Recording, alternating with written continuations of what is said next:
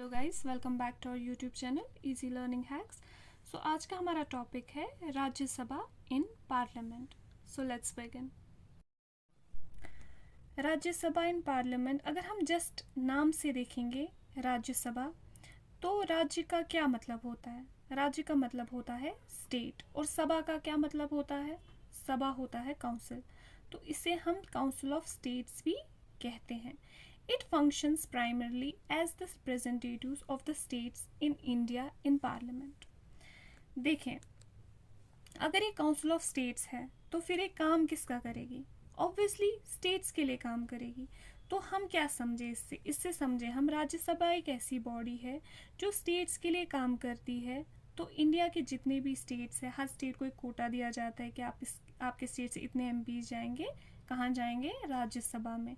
तो वही मतलब होता है कि ये रिप्रेजेंटेटिव्स ऑफ स्टेट्स है ऑफ इंडिया इन पार्लियामेंट में। ठीक है, इसको और समझ लेंगे हम आगे वाले पॉइंट्स के थ्रू कैसे होता है ये सारा प्रोसेस। ठीक है, elected indirectly by the elected members of the legislative assembly of various states. Rajya Sabha के मेंबर्स इनडायरेक्टली इलेक्ट होते हैं, क्योंकि हम तो उन्हें सिलेक्ट नहीं करते हैं ना, हम हो तो कोई वोट अपना कास्ट उनके लिए नहीं करते हैं, तो ये इनडायरेक्टली सिलेक्ट होते हैं। जैसे लोकसभा में हम अपना वोट कास्ट करते हैं, ठीक, यहाँ पर वैसा कुछ नहीं होता है। तो फिर कौन इलेक्ट करता है इन्हें? इन्हें इलेक्ट करते हैं मेंबर ऑफ लेजिस्लेटिव असेंबली। अब ये कौन होते हैं? देखें, अभी हम पढ़ रहे हैं पूरी कंट्री में गवर्नमेंट कैसे बनती है। ठीक है, तो हमने क्या पढ़ा था?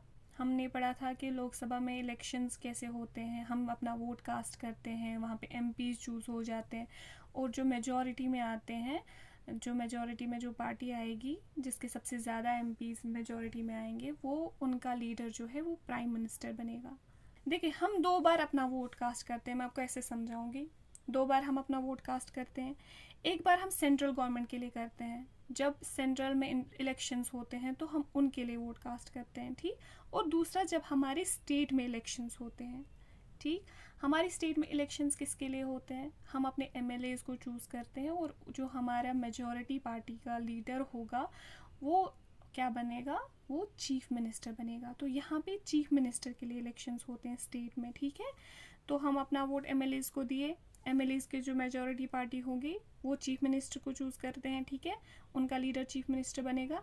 अब एमएलएज को हमने चूज़ किया, तो अब यही जो एमएलएज है ना, जो जिनको हमने वोट दे के बना, यही एमएलए जो है वो डिसाइड करते हैं कि राज्यसभा में एमपी बन के कौन जाएगा। आया समझ कि ये कैसे इलेक्ट होते हैं? ये होते हैं, जैसे हमने ऊपर देखा, member of legislative assembly, elected members of legislative assembly of various states. यही जो मेंबर जो इलेक्ट हुए हैं, यही इलेक्ट करते हैं किन्हें?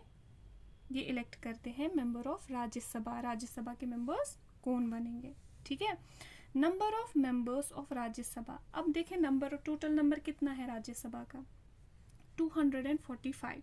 अब अगर हम इसको स्प्लिट करके देखेंगे तो 233 प्लस 12, 233 किन्होंने सिलेक्ट किए? मेंबर ऑफ लेजिस्लेटिव असेंबली ने। ठीक, उसका प्रोसेस मैंने आपको बताया। अब जो ये 12 बचते हैं, ये member nominated by the president.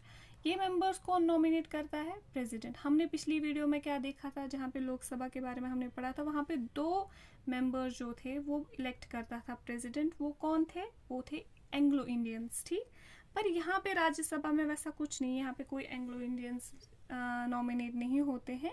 ये 12 लोग जो नॉमिनेट जिन्हें करता है प्रेसिडेंट, ये 12 लोग होते हैं जिनको एक्सीलेंस हासिल हुई होती है, जैसे लिटरेचर में, आर्ट्स में, एजुकेशन में, सोशल सर्विस में। ठीक है, जिन्होंने कुछ अच्छा काम किया होता है, इन्हें नॉमिनेट करता है प्रेसिडेंट। इसके लिए इलेक्शंस नहीं होते, इसके लिए सिर्फ नॉमिनेशन होता है। ठीक है, A bill is required to be passed in Rajya Sabha to become a law, reviewing and altering. देखें, लोकसभा से एक बिल का प्रपोजल आता है, चाहे वो कोई भी बिल लीजिए आप, जैसे मान लीजिए कि टैक्स इंक्रीज होना चाहिए, पब्लिक एक्सपेंडिचर थोड़ा कम करना चाहिए, तो कोई भी ऐसा बिल आया तो पहले ही लोकसभा में लाया जाएगा, फिर वहाँ वोटिंग होगा।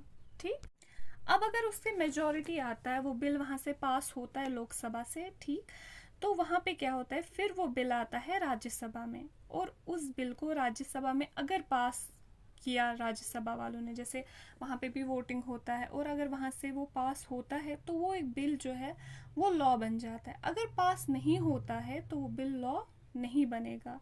तो राज्यसभा एक तरह से रिव्यू करती है उस बिल को।